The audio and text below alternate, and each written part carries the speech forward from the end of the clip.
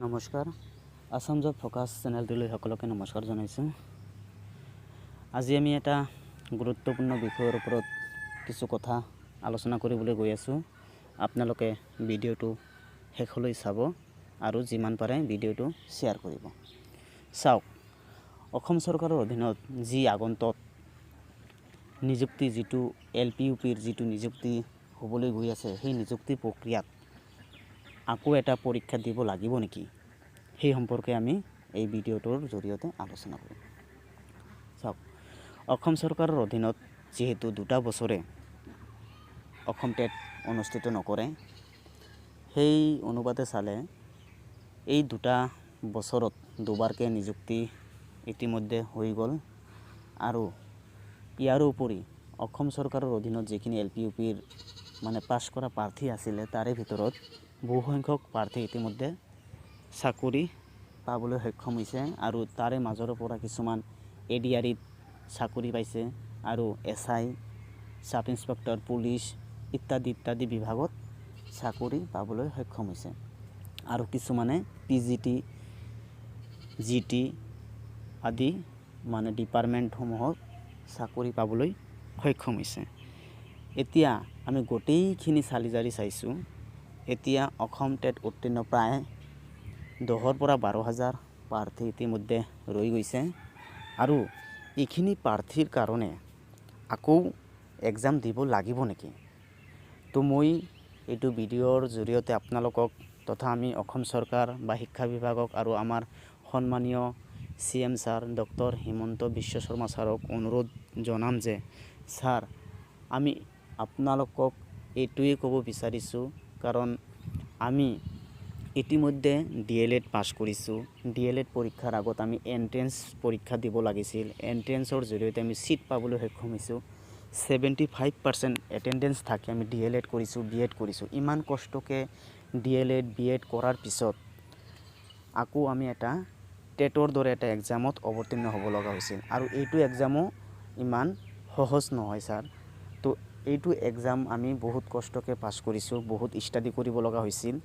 বহু মানুহৰ মাজৰ পৰা আমিও এজন চিলেকশ্যন হৈছিলোঁ এই পৰীক্ষাত আৰু ইয়াৰে মাজৰ পৰা বহুসংখ্যক প্ৰাৰ্থী ইতিমধ্যে চাকৰি পাই গ'ল আৰু তাৰে কিছুসংখ্যক প্ৰাৰ্থী ৰৈ গৈছে, তাৰে মাজত আমিও আছোঁ।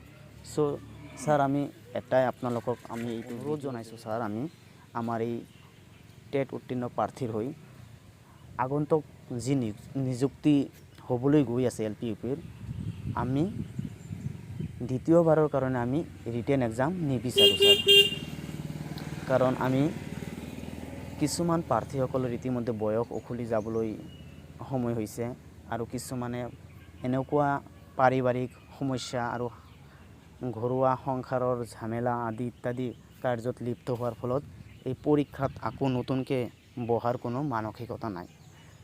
চ' আপোনালোকক আমি আমাৰ টেট উত্তীৰ্ণ প্ৰাৰ্থীৰ হৈ আপোনালোকলৈ বহুত আশাৰে বাট চাই আছোঁ আৰু আমাৰ এই গোটেইখিনি যিখিনি ইতিমধ্যে ৰৈ গৈছে, এই গোটেইখিনিক একেলগে সাঙুৰি প্ৰায় 10-12,000 প্ৰাৰ্থী আছে।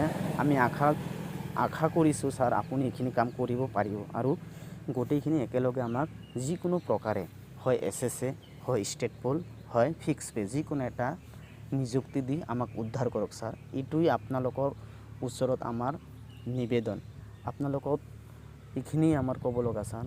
আপুনি প্লিজ আমালোকৰ মুখৰ ফালে চাই, আমাৰ এই গোটেইখিনি টেট উত্তীৰ্ণ প্ৰাৰ্থীৰ মুখৰ ফালে চাই আপুনি এবাৰ আমাৰ কথা ভাবক ছাৰ। কাৰণ আমি এতিয়া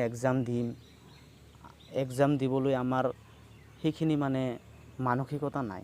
কাৰণ আমি যিখিনি টেট পাছ কৰিছিলোঁ, ইয়াৰে ভিতৰত যদি কিছুমানে আগৰ প্ৰচেছৰ দৰেই যদি পাৰ হৈ গৈছে, চাকৰি পাইছে, আমাক ছাৰ আপুনি কিয় এনেকুৱা কৰিছে? আমাকো ছাৰ সেইটো প্ৰচেছতে দিয়ক আৰু আমাক গোটেইখিনি একেলগে সামৰি দি দিয়ক। কাৰণ অলৰেডি BEd যিবিলাক বাহিৰা BEd আছিলে, সেইসকলে অলৰেডি চাকৰি পায়ে গৈছে ছাৰ। এতিয়া আমি অসমৰ পৰা DLED কৰিছোঁ, ইমান কষ্টকৈ, ইমান টকা পইচা খৰচ কৰি DLED কৰিছোঁ, BEd কৰিছোঁ, ইমান কষ্ট কৰি ষ্টাডি কৰি টেটৰ দৰে এটা এক্সাম অৱতীৰ্ণ হৈছোঁ। এতিয়া ছাৰ আমি আকৌ নতুনকৈ এক্সাম দিব নোৱাৰিম ছাৰ।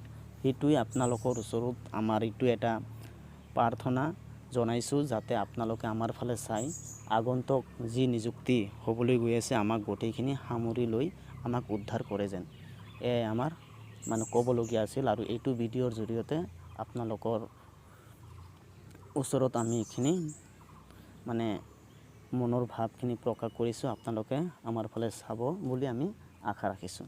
ধন্যবাদ ছাৰ।